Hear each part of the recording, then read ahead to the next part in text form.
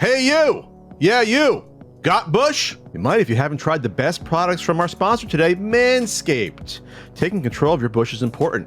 These products are so good, you're going to be showing pride in your new bush-free yard. It's a fact that you'll have the best kept nutsack on the cold sack.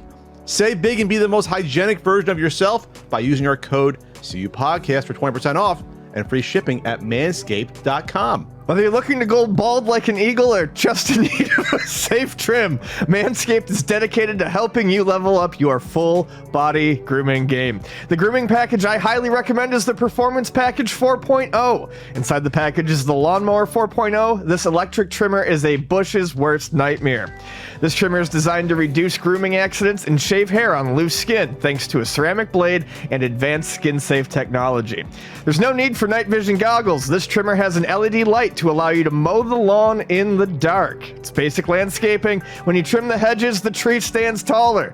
Second best tool in the performance package is the Weed Whacker. This fine-tuned nose and ear hair trimmer will make sure your nasty nose pubes are under control. Instantly add some pep in your step with the Crop Preserver Ball Deodorant and the Crop Reviver Spray-On Toner. With a performance package purchase, you get 2 free gifts, the Shed Travel Bag and the patented high-performance, reduced chafing Manscaped Boxers. They have a bunch of other products on their website to help you maximize your confidence and grooming game. Get 20% off and free shipping with our code CUPODCAST at manscaped.com. Kate Bush may be trending at the moment, but your bush needs some help. That's 20% off with free shipping at manscaped.com and use our code CUPODCAST. It's time you level up from the Amazon to the Amadong with the ultimate bushwhacking tools from Manscaped. We got voicemails again. We got voicemails. I feel like I ranted that last topic. Did I rant? It's all right. It was a decent rant. Yeah, you did all right. Thanks again. You go to anchor.fm/CUPodcast. You go leave a voice message. Please try to get the question off within like 7-8 seconds. Just because I gotta go through these and filter them, and it takes me an hour to go through some of these. And hopefully we like what you have to say and we respond. First one here. Hey, Pat and Ian, this is Sean in Schaumburg, Illinois. I work for the suburban newspaper out here, and recently, as part of my job, got to tour the Stern Pinball Factory for a business story I was writing. Got to see how they make all those wonderful games we enjoy. It was a real pinch me moment. I'm wondering when you guys had your first big pinch me moment in your job where you said, I can't believe this is what I get paid to do. Thanks. Love the show. A big one for me was actually when Andrew Borman took me and Vonnie, and we got to go see the Strong Museum archives. Never seen anything like that. It was cool as hell. Probably would not have ever been able to do that without, doing the podcast and, having, some YouTube presence. So that was probably it for me. It wasn't a job yet, which is why, but it showed that I guess the outreach was getting further. The first time I was ever out as a guest and they gave me a nice hotel and they paid for my airfare was Portland Retro Gaming Expo in 2011. I'd gone to 2 or 3 conventions before that. I'd gone to a couple of MagFests. I went to Screw Attack Gaming Convention in 2010. That was my first panel. I had 10 a.m. Saturday morning. Only 10 people showed up. But the first Portland that I went to before Ian came out, when it was still at the DoubleTree, it was below the parking garage, right? And it was October, and it was like 95 degrees somehow in October there, and below a parking garage, not good airflow, and I mean people were dripping sweat, but it was before the prices increased on anything. So I remember packing up like so much stuff. That's when I got like the Super Batter Up for like $7 in the box, stuff like that. I remember telling you all the crap I got there. That was great. And I remember being at the panel there and literally having paper towels next to me to wipe the sweat dripping off my forehead. But I did I did a panel there. It went off well. I showed the Mr. Gimmick video. I remember I told you I edited in 24 hours just for that. Man, I had energy 15 years ago or 12 years, whenever it was. But at that point, I was like, wow, this is cool. People like me enough and respect me enough that not only want me on here, they're willing to help me get out to these events because I can't afford it myself. I definitely couldn't afford it in 2011 to do that sort of stuff.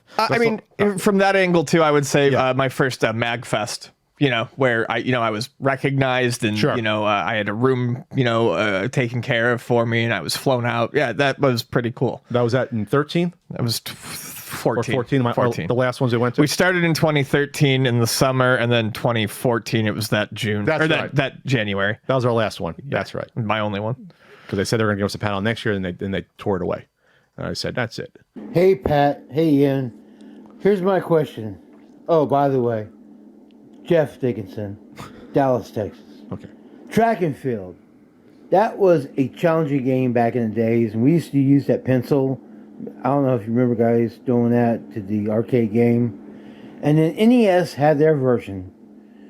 And the one that we played the most was Track and Field 2. And it was still challenging, but kind of sort of sucks. Okay, Jeff, I'm going to cut you off there. Track and Field 2 does not sort of suck. It does not. No, it does not sort of suck at all. It's a fantastic game. I love it dearly. It's 4.5 stars according to a certain NES guidebook. The character sprites alone in that game, I don't think are talked enough about. No, they're great. How tall your character is when you do the pole vault and you're doing like the long jump. Are you kidding me? It's like the size of the screen. The number of different games that you can do in that are totally different. The Taekwondo is a fighting game and fencing. There's so much variety in that compared to the first one. Yeah, and most hammer throw and most of the controls for a game like that, they're mostly intuitive.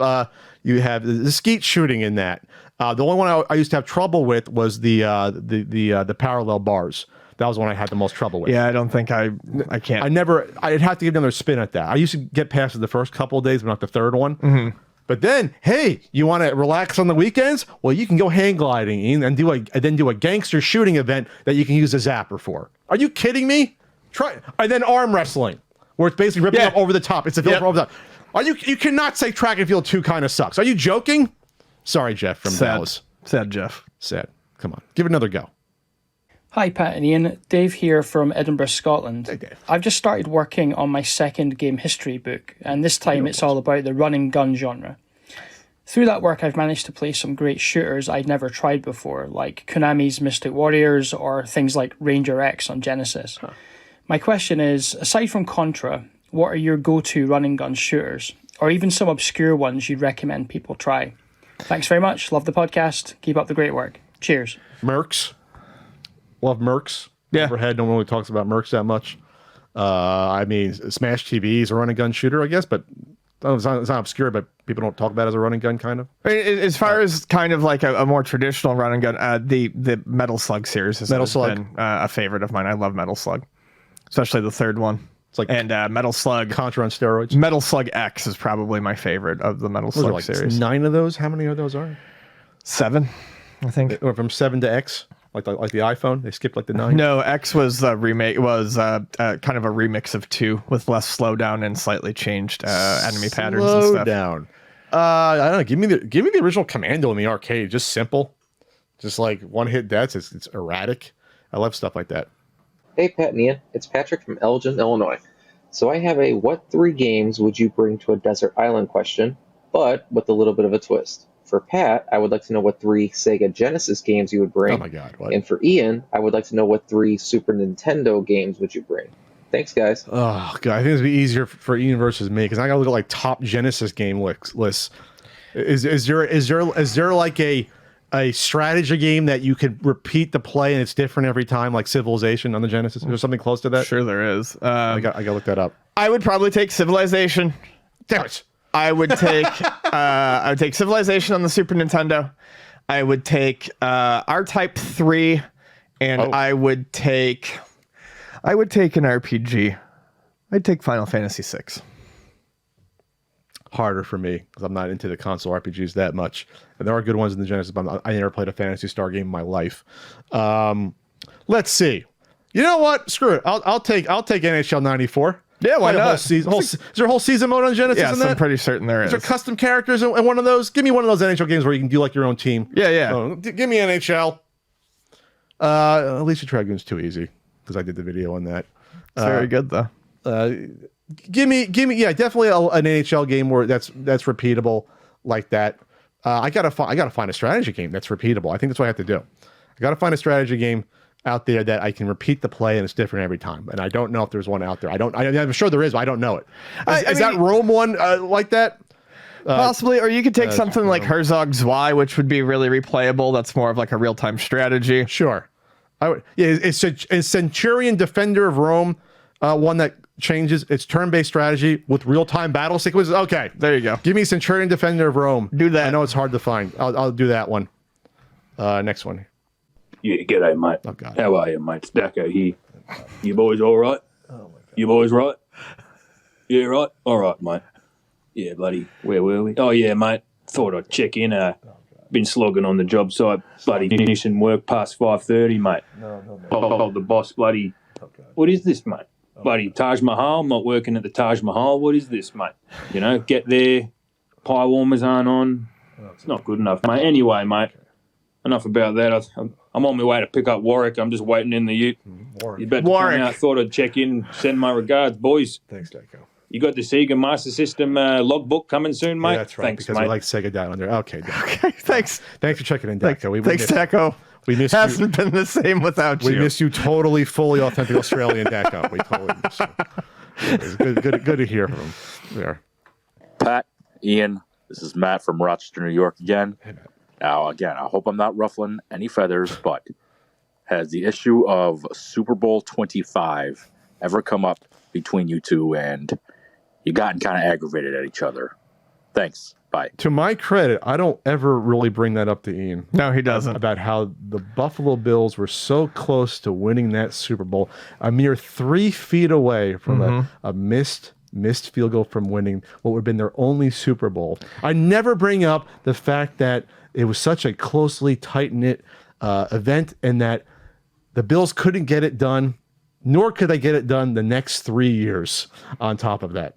I already have been mad once about the Buffalo Bills this weekend. Oh, really? It came up this weekend? It came up this weekend. The Bills Dallas. So I can't really get angry right now. Yeah, it's tough being a Bills fan, but they got a good young quarterback. Got a great Future's young quarterback. bright. Future does look bright. They're better than the Patriots right now. There you go. You would have thunk that finally. Yeah, I think there is a chance that they're in a good spot. They can be a perennial playoff contender and not a perennial loser. Yes. Hey, Pat. Hey, Ian. This is Chris Taliaferro calling from beautiful Maple Shade, New Jersey, with a bit of a thought experiment. Uh-oh. Had Tommy Tallarico purchased Intellivision at the height of the paranoia of violence in video games, where Lethal Enforcers, Night Trap, Mortal Kombat were inspiring Senate hearings, Tipper Gore, and all that stuff, do you think that if he would have released, say, an Intellivision 3, could there have been a lane for him to do what he's trying to do, or what he's tried to do, because I don't think that shit's coming out, with the Amico? No. Because if there was a place in the market, it would have been filled by someone. Yes. Or something like that. Yeah, I believe so. I believe that it would have just been filled already. And I mean, at that point, Nintendo was still known as like the family-friendly console. They were still censoring games. Mm-hmm. They hadn't stopped yet. They were soon going to, because of the backlash after Mortal Kombat. In Mortal Kombat 2, they still were in that weird area, but Nintendo was still the family-friendly alternative, and everything else was, you got to go extreme with the Genesis, and then, the 3DO is extreme, and the Jaguar extreme worked for teens. So Nintendo was always there, and there was an Intellivision 3. It was just a Intellivision 1. Instead of silver, they did gold metal color. That's all. I thought there was the opposite. They went silver to gold. What's that? Oh, okay. Intellivision 2 was the crappy white mini one. Right. I didn't know there was a 3 that I sold brand new. So can I sell it brand new? Yeah. Did that person, close to brand new. That person buy that? It was just it was taken off. It was used. Don't blow up my spot, Ian. Hey, Pat and Ian. John from Lloydminster, Canada again. I was just curious if there are any video game mispronunciations that you hear all the time that just bug the hell out of you. I was listening to a Street Fighter podcast, and I was subjected to an hour and a half of a guy saying Ryu and Sagat in 2022. Thank you. All right. Yeah, if you're running a Street Fighter podcast, you probably should know what the names are. Yes. Yeah, because 30 years ago we all said it as Ryu because there was no reference point. Right. But now we have those. We also said Ninja. Points. We also said Ninja Gaiden. It was Gaiden. Instead of Gaiden. Yeah. No, I don't really let that stuff bother me too much, honestly. But I get it. Throwing that Street Fighter podcast under the bus there, but that's pretty bad. Pretty bad not knowing it. Hey, Pat and Ian. It's Mike from Jersey. Mike! I really like Hello? the Switch platform, except for one thing, the lack of achievements. I really need achievements as an incentive to finish the games I buy. Why do you think after all these years Nintendo still doesn't have achievements? Thanks. Because Nintendo is stubborn. And because a lot of games are building achievements into the games these days. I never used to understand achievements, but I kind of get it now. I kind of like them. It gives me, it reminds me that there's other stuff to do in the game than what I am doing in a game. And because of that, you kind of go and you explore, you play games a little bit differently. I think achievements really work the best in terms of slightly more open games, because you can look at the achievement list and it will kind of gently guide you into something you've never done. So if you're playing a game that's got a cooking element and you're mostly focusing on the dungeon exploring element, having those achievement lists there is kind of a nice way to be like, maybe I should slow down and take some time to explore the cooking stuff. But I have said many times, I love the Switch. I like Nintendo. They've been hit or miss for me over the years, but I love the Game Boy. I think the Switch is phenomenal. I really do think it just comes down to stubbornness. Nintendo has shown time and time again that they are a stubborn company, and that you have to drag them kicking and screaming to sometimes do stuff that has been done well on other consoles for ages, like online play, and things like that. Maybe it's stubbornness. Also, they realize that they can't really make the money off the achievements because you're encouraging people to play the single game longer versus testing in other games. And Nintendo's been more pick up and play in their ethos, at least for their first party games. For most of them, for like a Mario Kart or for whatever, just get in, play how you want. Maybe that's part of it. I don't know. We got another one from Mike. Mike going to 2 in a row, which is not encouraged at all. But since I like that, I like both of these, I'll play them. Hey, Pat and Ian. It's Mike from Jersey. Yeah, we know. Having grown up in the 80s and 90s, I have a lot of nostalgia for ports of arcade games that were done well on vastly inferior hardware. A couple of my favorites are Ninja Turtles 2 on the NES, which I think was one of the best looking games on the system overall, and basically all the arcade ports on the Atari 5200. What are some of your favorite arcade ports that got the job done even on very underpowered hardware? Thanks. I think Cabal is great versus arcade. I mean, it gets the experience in there best you can. For the first third person shooter right there. Cabal's pretty good on the NES. I mean, he doesn't count. Saying like Rygar's better on the NES than the arcade. It's a totally different game though. Ninja Gaiden's a better game than the arcade beat 'em up. So you can't. They're kind of ports, but not. City Connection, I think, is a really good port. Yeah. The one that's on the NES. It works very well. It's not as pretty, and they because of the limitations of the system, they kind of changed how you pave. You color the roads into like larger blocks instead of smaller segments. When you play the arcade game, it's there's no segmentation. It's a smooth line, basically. Okay. And then I also you mentioned the 5200, which is cool. I do like the Pac-Man port on 5200. I always say in my head, it's my Pac-Man. It's how I remember Pac-Man. When I was younger, it was how Pac-Man looked to me, and it took me a while to actually get used to the arcade version of the. It took me a while to get used to the arcade look when I was old enough to finally go and play that. And then I really like the Centipede port on the Atari 5200. One of the few games that decently makes use of the non-centering analog stick, and there was a trackball attachment for it, which made it one of the best home ports of Centipede. A gigantic trackball. Yeah, massive. It's almost as big as the fucking system itself. Yes, it's ridiculous. Did the 7800 Pac-Man have it finally look like how it looked in the arcade? I actually have no idea. Or was it on the 7800? I don't think it was. I know Miss Pac-Man was. Yeah, I don't know. You think they get it close? There was a homebrew. It was not. I was going to say probably a homebrew. So Miss Pac-Man. Now I'm just curious. I'm gonna look at Miss Pac-Man to see what it looked like on the 7800. It's still not 100%, but it's close. Man, even the 7800 was under. Oh, I mean, obviously, man, I thought by the 7800 because on the NES they look exactly the same. No, a lot of the 7800 games don't look good, man. How could they do that? Anyway, sorry about that. We'll do a few more here. That's really disappointing. That doesn't look like the arcade still.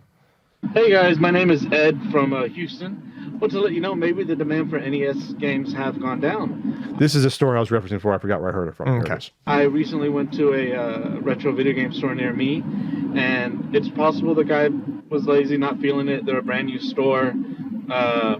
about 6 months. But they took all of my Star Wars N64 games. However, they didn't take any of my NES games, and the reason the vendor said was, they don't sell. I'm not going to take them. So I said, sure, no problem. But we're talking good games. Sky Kid, Russian Attack, Jackal, Batman on the Sunsoft one, Cubert. Usually these games, I know they're not big ticket items, but I would think they would at least sell. Anyways, love you guys. Hope your day is good. Bye. While those are games that I would consider fun and good, I would also say that in a down market, in a market that is not as popular as it once was, Russian Attack's not particularly rare. It's not rare at all. Jackal, it's common. Cubert, common. These are games that could easily start piling up in a back stock room.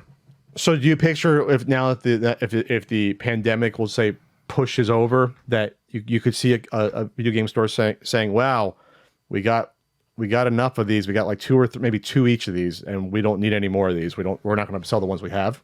Basically, it's possible. I don't know that that's necessarily a great business decision if you have the money. I mean, you generally want to take in stuff. Here's the problem. We definitely at Luna do pass over stuff, but the more stuff you pass over, you have to be careful with it because people won't come back. Exactly. People won't come back. They want to be able to take everything there that they no longer want and leave with it. And yes, we have passed on things at Luna before. I didn't ever need another copy of Golf for the NES. But Silent Service. You take that stuff in, you give a dime or a quarter for it, and if they ask, you tell them, I can't really give you anything for this. The Funko Lands. If you want it back, you can have it back, but we can't really give you anything for this. But you do, I'm kind of going off topic here, but I think it's important for places that do buy, sell, trade to take in as much as feasibly possible, because you lose trade-in customers if you turn down too much. You do the Funko Land. They give you like 5 cents for a Super Mario Duck Hunt. Right. Back in the day. They gave you nothing for some of those games. Right. Obviously, the other ones I gave you more, but like for something that everyone had and didn't want, they gave you that. It's interesting. I think, I never heard of that strategy, but it's almost like you're right. You have to maybe lose money now in order to make sure stuff comes in from that same person right, later. Especially if they're bringing you good stuff. If it's someone who's come, we used to have these people who'd come from the flea market every Sunday and just bring us bags of trash. Oh. And like those people I had no problem turning away, because it's not like they were ever bringing us good stuff. They were turning in hundreds and hundreds of trash games to build up like $150 in credit to buy our good stuff. That was my competition at the swap meet. Not interested in that. But your average customer who's bringing in a mix of good and bad, you got to take the bad with the good. You can be like, hey, listen, I can't give you the highest amount for this because we have, but I can take it off your hands if you want to get rid of it. And most of the time they're like, yeah, we don't care, we just want to get rid of it. Sending them back with that stuff would be worse. Gotcha. All right. It was kind of empty without someone checking in, but that was it for our voicemails this week. That's it. Unless we get a new regular caller. Wow, I feel like I've just been pantsed. I feel kind of like weirdly open and nude. Exposed? Yeah, exposed.